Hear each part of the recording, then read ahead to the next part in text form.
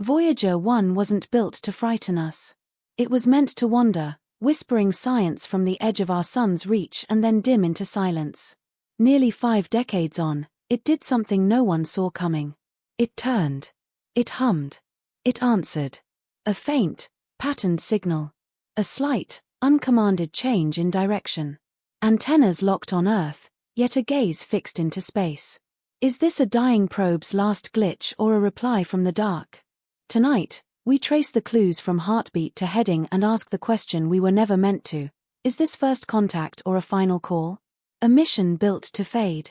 In September of 1977, Voyager 1 lifted off from Cape Canaveral with little fanfare compared to the Saturn V rockets that had carried astronauts to the Moon. It wasn't built to dazzle or to last forever. Its mission profile was modest, a 5-year journey to study Jupiter and Saturn, photograph their moons, and then sail quietly into the outer darkness.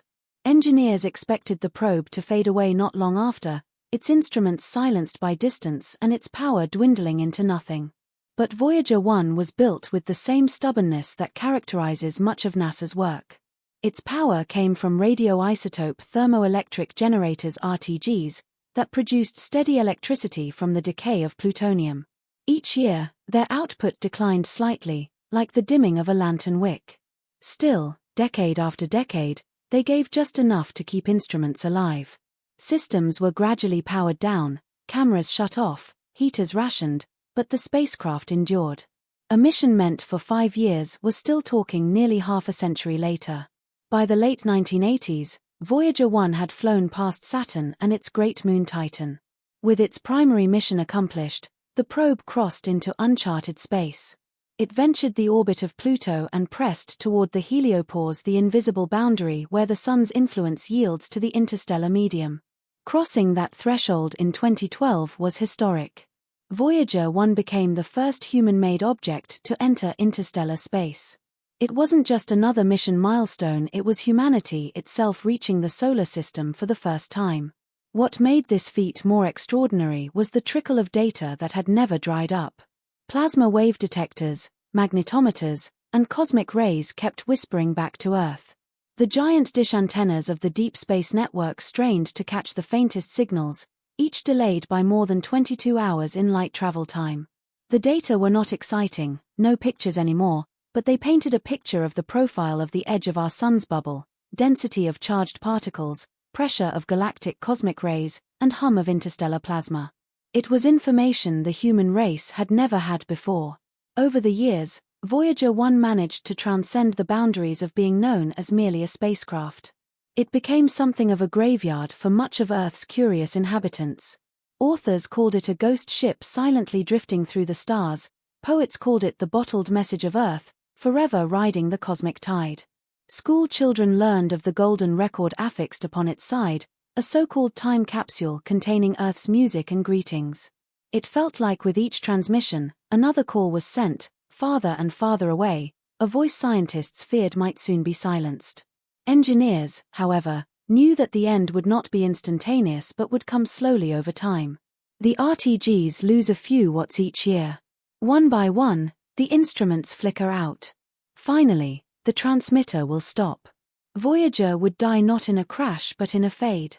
Everyone expected that the last chapter would lapse into silence, and the very last drift into deep time, during which the probe, on a course for nowhere, would do so uninterrupted. That was then. But in the 46th year, something happened to those expectations. Voyager did not fade away, it lurched. The signal anomalies, the tiny changes in orientation, and those whispers buried deep in the data countered one long-held assumption, that the end would be an unremarkable departure. What was starting to look like a mission on its long march to oblivion now threw up questions that it was never designed to answer. And it all began with a sound, a faint hum in the data that refused to go away. The hum that wouldn't quit. At first, no one at NASA thought twice about it. A faint, low-frequency tone had appeared in the plasma wave instrument data beamed back from Voyager 1. The spacecraft was nearly half a century old. Its instruments had survived far their design life. Glitches, distortions, and even phantom signals were expected. Engineers assumed it was another artifact of aging hardware, a quirk in a probe that had long since outlived its warranty. But this wasn't a quirk. The hum persisted. Transmission after transmission carried the same low sound, steady and unwavering. It wasn't the chaotic static of a faulty instrument. It was rhythmic, patterned, as if something unseen was pressing on the edges of the probe sensors. When analysts filtered out background noise, the hum grew clearer, pulsing with mathematical precision. Its intervals weren't random. They repeated. They aligned. To make matters stranger, the signal was confirmed across NASA's Deep Space Network. Multiple Earth-based antennas, spread across continents, caught the same tone. It wasn't interference from a local source. It wasn't a passing satellite or a cosmic burst that flared once and faded. It was real, stable, and locked to Voyager 1. Whatever this hum was, it was coming from or through the spacecraft itself. Scientists were cautious. In official reports, they avoided words like message or signal. Instead, the phenomenon was labeled an anomalous frequency event. Behind closed doors, though, the language grew less careful. Some saw it as a natural plasma oscillation, an unknown quirk of the interstellar medium. Others noticed something unsettling. The hum's structure resembled harmonic intervals found in music, ratios tied to mathematics rather than random physics.